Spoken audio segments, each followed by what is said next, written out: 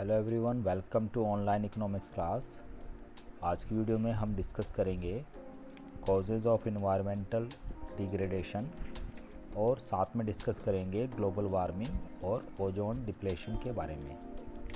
Last video में मैंने आपको एक्सप्लेन किया था excessive exploitation of natural resources, जहाँ पर हमने साथ में ये भी पढ़ा था कि this is due to deforestation and degradation of land. तो चलिए आज की वीडियो स्टार्ट करते हैं। डिफरेंट इन्वायरमेंटल डिग्रेडेशन होते हैं तो क्या क्या उनके कॉजेज़ हैं। तो number 1 cause is population explosion. Population increase होने के साथ साथ जो रिक्वायरमेंट्स हैं वो भी इंक्रीज़ हो रही है और उसका जो प्रेशर पड़ रहा है वो प्रेशर पड़ रहा है लैंड के ऊपर।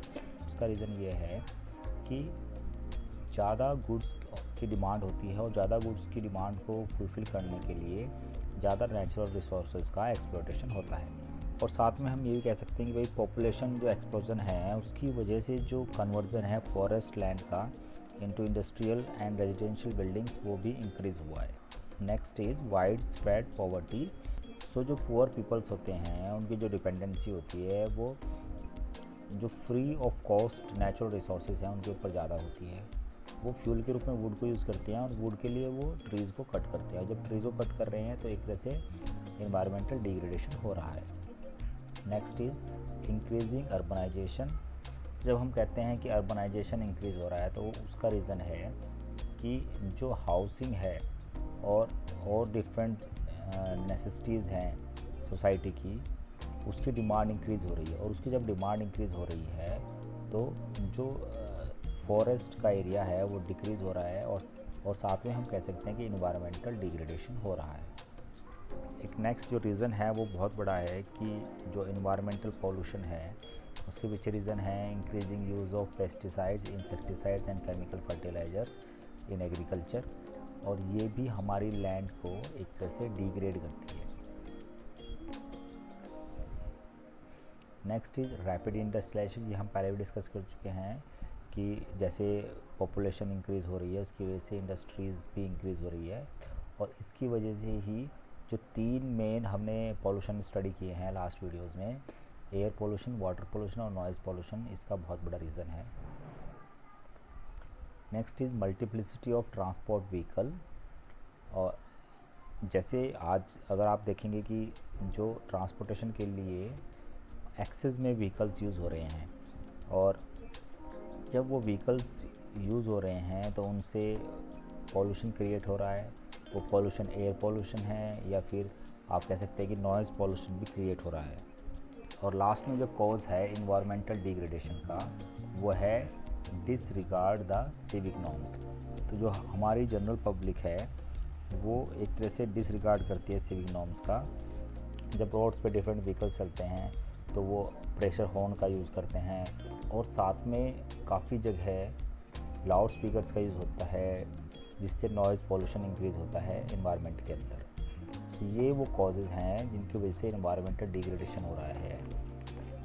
चलिए अब डिस्कस करते हैं one more problem, that is global warming. What is global warming? It is a situation referring to a gradual but consistent increase in global temperature due to environmental pollution and deforestation. जब continuously temperature increase हो रहा है और temperature global मतलब all over the world जो temperature है वो increase हो रहा है और उसके पीछे रीज़न क्या है? इन्वायरमेंटल पोल्यूशन और डिफॉरेस्टेशन। अब पॉल्यूशन और डिफॉरेस्टेशन से क्या हो रहा है? Discharging of greenhouse gases. Emission मतलब discharging of greenhouse gases. अब ग्रीन हाउस गैसेज में हम मेनली जो गैस स्टडी करते हैं वो कार्बन डाइऑक्साइड होती है।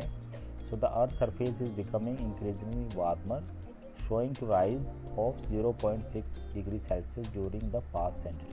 तो पिछले 100 ईयर्स में जो टेम्परेचर इंक्रीज़ हुआ है अर्थ का वो 0.6 डिग्री सेल्सियस हुआ है, जो कि एक अलार्मिंग सिचुएशन है कि फ्यूचर में टेम्परेचर और इंक्रीज़ होगा और उसके इंक्रीज़ होने से बहुत सारी प्रॉब्लम्स क्रिएट होगी इन्वायरमेंट के अंदर। वो क्या हो सकती है? Warming temperature is creating the melt of polar ice. इससे मेनली क्या होगी? जो पोलर आइसेस होते हैं जैसे हमारे साउथ पोल और नॉर्थ पोल है उसमें जो आइस होती है वो पिघलने लगेगी और in turns implying a rise in sea level, उससे सी लेवल इंक्रीज हो जाएगा। कॉन्सिक्वेंटली उसके रिजल्ट क्या होगा? Ecological balance is impaired inflicting greater incidents of natural calamities, और नेचुरल क्लैमिटीज़ इंक्रीज होएगी, फ्लड आने स्टार्ट हो जाएंगे।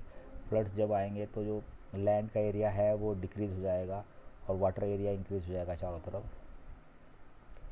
Ultimately it implies the threat of human life, और इससे अल्टीमेटली नुकसान किसको है? नुकसान जो है वो ह्यूमन लाइफ को ही है। जो इससे ज़्यादा अफेक्टेड होंगी वो पुअर कंट्रीज़ होंगी और वो सबसे ज़्यादा सफ़र भी करेंगी। अब ग्लोबल वार्मिंग को कम कैसे किया जा सकता है? क्योंकि हमें पढ़ा है कि ये ग्रीन हाउस गैसेज़ का रिलीज़ होना होता है एक तरह से, तो इसमें मेनली कार्बन डाइऑक्साइड होती है। तो आपको पता है कार्बन डाइऑक्साइड को कैसे डिक्रीज़ किया जा सकता है एनवायरनमेंट में। कार्बन डाइऑक्साइड को डिक्रीज़ किया जा सकता है प्लांटेशन करने से और मैनी ट्रीज़, ज़्यादा ट्रीज़ लगाने से, या फिर हम कह सकते हैं डिफॉरेस्टेशन को रोकने से, मतलब जंगल जो कट रहे हैं उनको रोकने से। Now let we discuss about the ozone depletion. Ozone depletion भी एक बहुत बड़ा एनवायरमेंटल थ्रेट है। अब ओजोन का आपको पता ही है, ओजोन एक लेयर है। अगर हम अर्थ को समझे तो अर्थ जो है एक एयर बैलून के अंदर एग्जिस्ट करती है, और इस एयर बैलून के अंदर ही जितने लिविंग ऑर्गेनिज्म हैं वो सर्वाइव कर पाते हैं। और जो स्पेस है और अर्थ का जो रीजन है उसके बीच में एक लेयर है, उस लेयर को ओजोन लेयर कहते हैं। वो ओजोन लेयर प्रोटेक्ट करती है जो यूवी रेज होती है, अल्ट्रा वायलेट रेज होती है, जो सन से डायरेक्ट अगर हम वो अर्थ पर आएंगी तो वो हमारी बॉडी को और बहुत सारे जो लिविंग ऑर्गेनिज्म हैं उनको हार्म करेगी। तो ओजोन लेयर उस यूवी रेज को एक तरह से हाइड कर लेती है और सिर्फ हीट या फिर जो सन की लाइट है उसको आने देती हैं। तो चलिए स्टडी करते हैं ओजोन डिप्लेशन एक्चुअली है क्या। The refers to reduction in ozone a protective layer. Ozone को यहाँ प्रोटेक्टिव लेयर कहा गया है, जो हमारे एटमॉस्फेयर में है उसमें रिडक्शन होना ओजोन डिप्लेशन कहलाता है। रिडक्शन मतलब कमी होना। This occurs owing to the excessive use of cooling substance. इसका रीज़न क्या है कि जो हम कूलिंग सब्सटेंस यूज़ करते हैं बहुत ज़्यादा, उसमें आपके एसीज आते हैं और रेफ्रिजरेटर्स, इनमें एक गैस निकलती है। तो एसीज और रेफ्रिजरेटर्स जो हैं वो सीएफसी गैस को रिलीज़ करते हैं। सीएफसी गैस जो है वो हार्मफुल है फॉर ओजोन, और इसको बोलते हैं chlorofluorocarbon. Chlorofluorocarbon. Now as ozone depleted, जैसे जैसे ओजोन में रिडक्शन होगा, there is a greater ultraviolet. तो जैसे मैंने आपको बताया था कि जैसे जैसे ओजोन में डेप्लेट्स होगा तो उससे क्या होगा, जो अल्ट्रा वायलेट रेडिएशन है वो ज़्यादा जल्दी से रीच करेंगे अर्थ के ऊपर, which is danger to living organism. और उससे जो लिविंग ऑर्गेनिज्म हैं उनके लिए वो हार्मफुल होंगी। इन द रिसेंट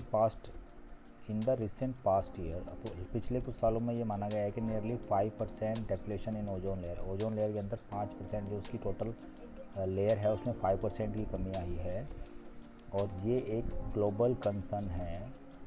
क्योंकि अगर अल्ट्रा वायलेट रेज ज़्यादा आएंगी अर्थ के ऊपर तो ये सारी जो लाइफ्स हैं या सारे जो लिविंग ऑर्गेनिज्म हैं, साथ में ह्यूमन लाइफ के लिए भी बहुत डेंजर है। So that's all for the today students. आज हमने 3 चीज़ों को स्टडी किया है: causes of environmental degradation, global warming and ozone depletion.